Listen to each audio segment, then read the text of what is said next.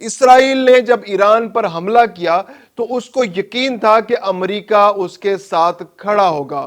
ایسے حملے اچانک نہیں ہو جاتے، اس کے پیچھے مہینوں سالوں کی تیاری اور پلاننگ ہوتی ہے۔ تو اسرائیل کا خیال تھا کہ جب وہ ایران پر حملہ کرے گا تو امریکہ بھی اپنا بحری بیڑا اور جہازوں کے ساتھ وہاں پہنچ جائے گا، لیکن ایسا نہیں ہو سکا اب تک۔ ایران کی جانب سے پھیلائی گئی اس تباہی کے بعد اسرائیل کی بے چینی بڑھ گئی اور وہ روزانہ امریکہ کے سامنے ہاتھ پاؤں جوڑ رہا ہے کہ ہمیں ایران سے بچانے کے لیے فوری طور پر جنگ شروع کرو، ایران پر حملہ کرو اور اسرائیل کو بچانے کی بھرپور کوشش کرو۔ دوسری جانب امریکہ اپنے مفادات کے تحفظ کے لیے ایران سے مذاکرات کا خواہش مند ہے۔ اسرائیل کو توقع تھی کہ جب وہ ایران پر حملہ کرے گا تو امریکہ اس کے ساتھ کندھے سے کندھا ملا کر کھڑا ہوگا اور وہ بھی اس حملے میں شریک ہو جائے گا، اور یورپی ممالک کی بھی پوری مدد فیلڈ میں اس کو حاصل ہوگی، لیکن ایسا نہیں ہو سکا۔ اسرائیلی حملے کے جواب میں جب ایران نے اس پر میزائلوں کی بارش کی اور اس کا ایئر ڈیفنس سسٹم تباہ ہو گیا اور غیر مؤثر ہو گیا،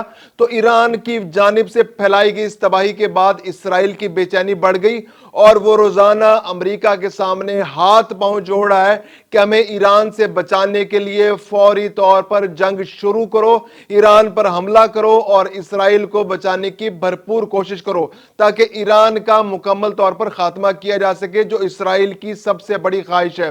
دوسری جانب امریکہ اپنے مفادات کے تحفظ کے لیے ایران سے مذاکرات کا خواہش مند ہے اور اس نے یورپی یونین سے کل کہا ہے کہ وہ ایران سے جنیوا میں مذاکرات کرے اور اس کو قائل کرے کہ وہ اپنا ایٹمی پروگرام ختم کر دے۔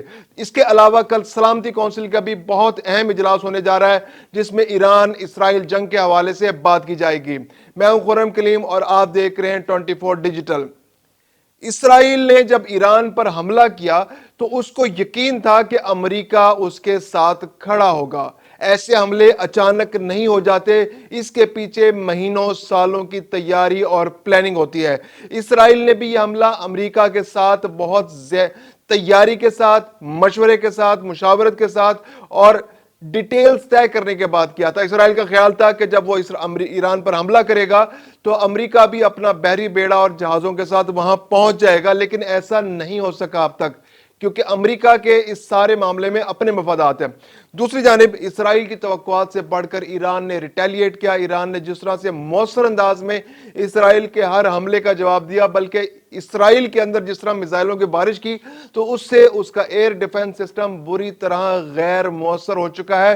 اب بہت سارے میزائل تل ابیب کے اندر گر رہے ہیں، حیفا کے اندر گر رہے ہیں، بیت المقدس کے اندر گر رہے ہیں، اس کے علاوہ یروشلم کے اندر اسرائیلی تنصیبات کو نشانہ بنا رہے ہیں۔ تو اسرائیل کا نقصان ہر گزرتے دن کے ساتھ بڑھ رہا ہے، جس سے اسرائیل میں بے چینی بھی بڑھ رہی ہے۔ یہ بے چینی ان کے عوام میں بھی ہے، یہ بے چینی ان کے وزیر اعظم نیتن یاہو میں بھی ہے اور ان کی حکومت میں بھی ہے، اور ان کی شدید ترین خواہش ہے اور وہ ہر روز امریکی صدر کو فون کر رہے ہیں کہ جناب آپ آ جائیں، ہمیں ریسکیو کر لیں، کیونکہ جنگ تو ہم نے آپ کے کہنے پہ شروع کی تھی لیکن اب آپ ہماری مدد کو نہیں آ رہے۔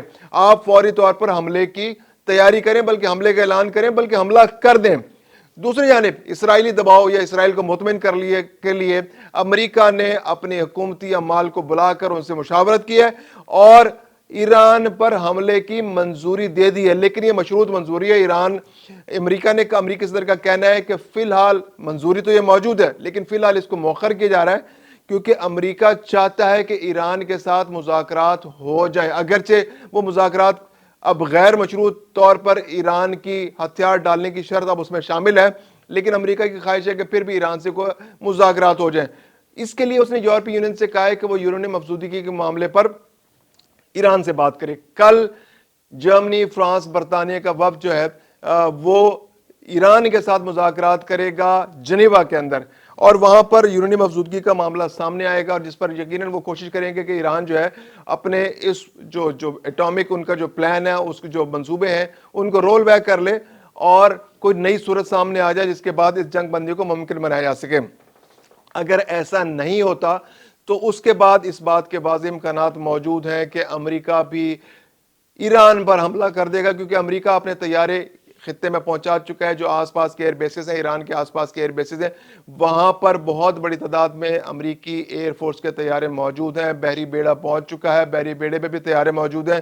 اس کے علاوہ انہوں نے بہت سارے اہم ٹارگٹس کو ہدف پر رکھا ہوا ہے، اور امریکہ کی جانب سے جنگ کسی بھی وقت شروع ہو سکتی ہے. اقوام متحدہ کی سلامتی کونسل کا بھی اجلاس طلب کیا گیا ہے. یہ اجلاس جو ہے پاکستان اور روس کی جانب سے طلب کیا گیا ہے، اور اس میں بھی ایران اسرائیل جنگ کو رکوانے کے لیے جو تشویش ہے دنیا میں اس پر بات ہوگی، اور کوشش کی جائے گی کہ اقوام متحدہ اس میں کی سلامتی کونسل کو رول پلے کرے. ویسے تو اقوام متحدہ ایک ایسا ادارہ ہے جو کسی بھی بڑے حادثے یا بڑے سانے یا بڑی جارحیت کے جواب میں صرف تشویش کا اظہار کرتا ہے. سلامتی کونسل کے جو سیکرٹری جنرل ہیں انطونیو گوتریس، انہوں نے پھر اپنا سٹینڈرڈ بیان دیا ہے کہ انہیں ایران کی پر اسرائیلی جارحیت پر تشویش ہے، اور اس سے خطے کا امن خطرے میں پڑ رہا ہے، اور فوری طور پر دونوں ممالک جو ہیں وہ ریسٹرینٹ سے کام لیں اور اس جنگ کو روک دیں. یعنی انہیں بہت تشویش ہے. اقوام متحدہ جو ہے ایک تشویش کا اظہار کرنے کا ادارہ بن کر رہ چکا ہے. اس کا کوئی مؤثر کردار نہیں، کیونکہ سلامتی کونسل کے اراکین جو 5 اراکین کے پاس جو ویٹو کا اختیار ہے، تو اس میں سے اگر ایک ملک بھی ویٹو کر دے تو پوری دنیا کے نظام کو وہ مفلوج کر کے رکھ دیتا ہے. اقوام متحدہ بے معنی ہو کر رہ جاتا ہے، اور یہی اسرائیل کے معاملے میں ہمیشہ ہوتا رہا ہے کہ اسرائیل کے خلاف جب بھی کوئی قرارداد لانے کی کوشش کی جاتی ہے تو امریکہ اس کو ویٹو کر دیتا ہے، خواہ اسرائیلی رویہ کتنا ہی بلا جواز یا جارحیت پر مبنی ہو. امریکہ کی مکمل مدد اس کو حاصل رہی ہے. اب اس نئی صورتحال کے اندر بھی، اب امریکہ کے اندر بھی اور دنیا کے مختلف ممالک میں امریکہ اور اسرائیل کے اس رویے کے خلاف شدید رد عمل سامنے آ رہا ہے. ایون امریکہ کے اندر مظاہرے ہوئے ہیں. امریکہ میں بہت سارے مظاہرین نے اسرائیل کے خلاف نعرے بازی کی ہے، اسرائیلی جارحیت کو روکنے کا مطالبہ کیا، اور امریکہ پر بھی دباؤ ڈالا ہے کہ وہ اسرائیل پر اپنے اثر و رسوخ استعمال کرے اور اسرائیل کو مجبور کرے کہ وہ ایران پر اپنی جارحیت روک دے. کیونکہ اس خطے کے اندر جنگ بڑھتی نظر آ رہی ہے. اگر امریکہ اور اسرائیل امریکہ اس جنگ کے اندر شامل ہوتا ہے، اور اسرائیل تو پہلے ہی حملہ کیے ہوئے، لیکن اگر امریکہ شامل نہیں ہوتا تو اسرائیل کے لیے خطرات بڑھ جائیں گے، اسرائیل کے لیے مشکلات بڑھ جائیں گی، کیونکہ ایران ہر گزرتے دن کے ساتھ زیادہ مؤثر انداز میں کارروائی کر رہا ہے. اگرچہ اس کی لیڈرشپ اس کا نشانہ بن چکی ہے اسرائیل کے ابتدائی حملوں کا. اس کے آرمی چیف، اس کے بہت سارے آرمی جنرلز، اس کے سائنسدان، اس کی لیڈرشپ جو ہے وہ اس کے حملوں کا نشانہ بن چکی ہے. لیکن اس کے باوجود ایران جس طرح سے ریٹیلیٹ کر رہا ہے، ایران جس طرح سے دندان شکن اسرائیل کو جواب دے رہا ہے، تو اسرائیل کی توقعات سے وہ بہت زیادہ، اور اسرائیل ایکسپیکٹ نہیں کر رہا تھا کہ ایران کی جانب سے اتنا شدید رد عمل سامنے آئے گا. تو اسرائیل کی بے چینی بھی بڑھتی چلی جا رہی ہے، اور اس کا دباؤ بھی بڑھتا چلا جا رہا ہے. اور ایران جو ہے وہ مذاکرات ڈیلے کر رہا ہے. تو ایران پہ اگرچہ بہت دباؤ ہے مذاکرات کے لیے، لیکن ایران کی بہادری اور حوصلے کی داد دینی پڑے گی کہ وہ اسرائیل کے لیے بھی انسرٹنٹی میں اضافہ کر رہا ہے.